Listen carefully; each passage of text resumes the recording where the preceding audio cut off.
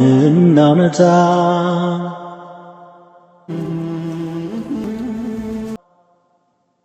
በሴትም ቡጥገላ ከምትታለል እባክህ ልጅን አሳድግ የተባለለት አብርሽ ማለት ነው። ሄርሜላን እራት ጋበዛት፣ አይተናል፣ ወደነዋል። በስማም እሷ ራሱ አምሮባታል፣ እሱም እንደዛው አምሮበታል። ስለዚህ ምንም ማድረግ አንችልም እኛ በነገራችን ላይ ማለት ነው። ወደ ሩታ ተመለስ፣ እንደዚህ ነው ምናምን ብለን ከዚህ በኋላ ይህን ልጅ ማዘዝ እንደማይቻልና ማንም ሰው ከሱ ፍላጎት ውጭ እሱን ምንም ነገር ሊያደርገው እንደማይችል ያየንበት ቀን መሆኑን ነው የተረዳሁት ማለት ነው። በቃ ምን እናደርግ፣ ልጅቷ ማርከዋለች፣ ስበዋለች። በዚህ እምቡጥ ገሏ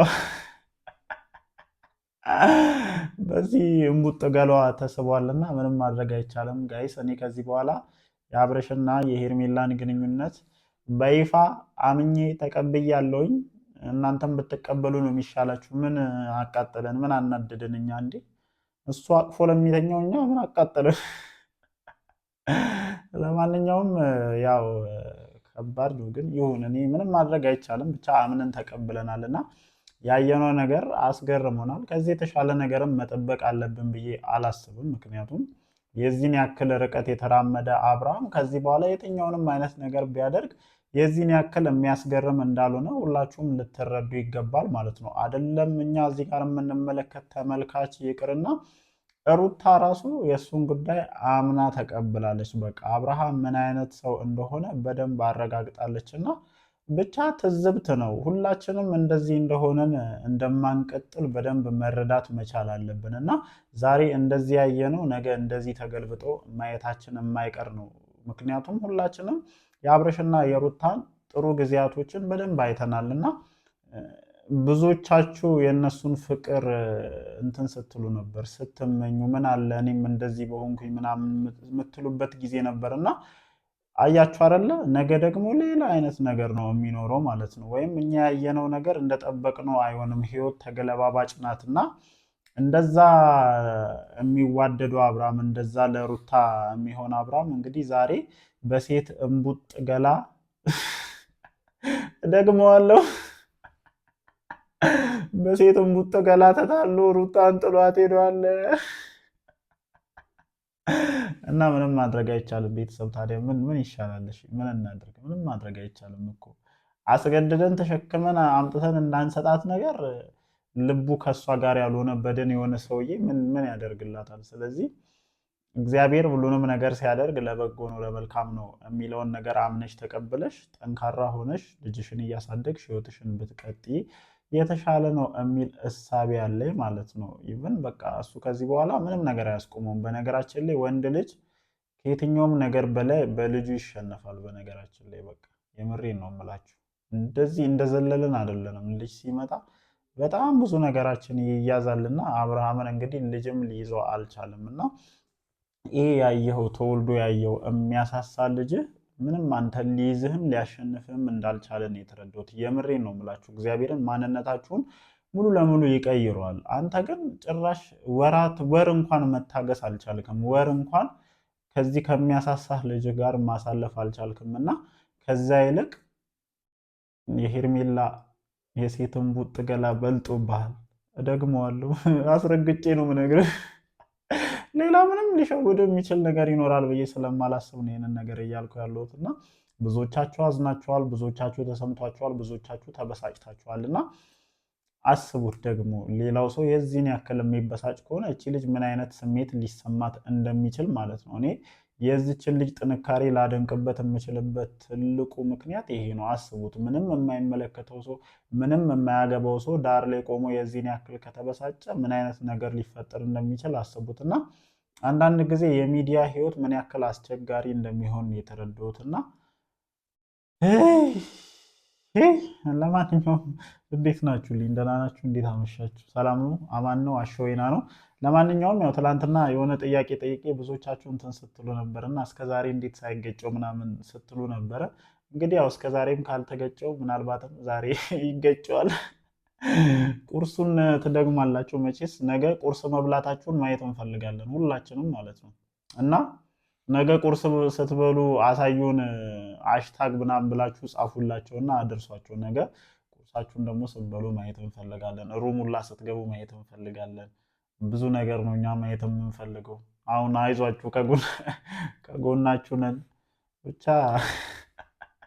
እግዚአብሔርን እኔ አሁንማ ማለት ነው ምንም አስተያየት መስጠት ራሱ እየከበደ ይመጣል። ለምን አትሉኝም?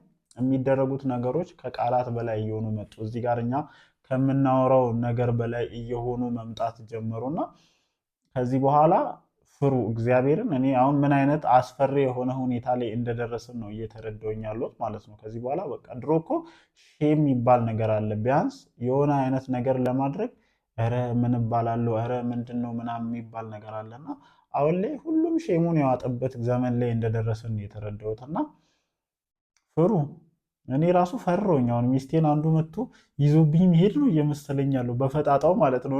በፈጣጣው ባል እየተቀማኩ ነው ወገን፣ በፈጣጣው ባል መቀማት ተጀምሯልና እኔ እንጃ ብቻ ምን ማለት እንደሚቻል አላቅም።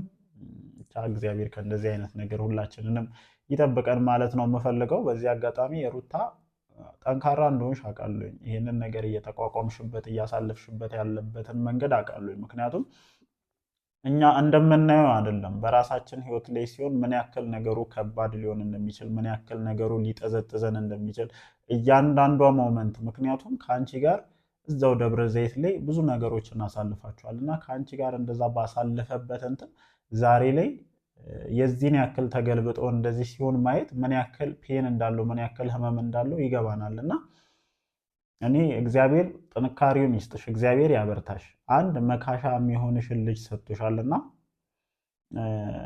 በሱ እንድትጽናኝ ነው ልነግርሽ የምችለው ማለት ነው። እግዚአብሔር በዚህ ነገር ያበርታሽ፣ ይህንን ነገር የምትቋቋሚበትን ጥንካሬ ይስጥሽ። ሰጥቶሻል፣ እያየን ነው ደግሞ ምን ያክል እንደሰጠሽ እያየን ነው። እና ይሄ ሁሉ ነገር የሚደረገው አንቺን ለማብሸቅ፣ አንቺን ለማናደድ፣ አንቺን የሆነ አለ አይደለ።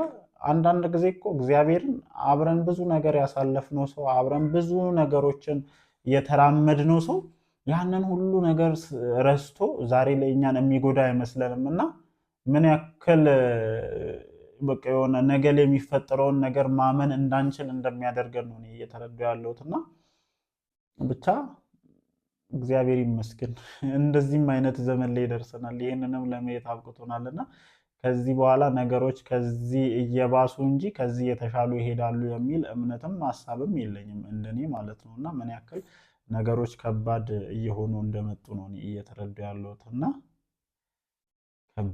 ከባዲቲ ጋይስ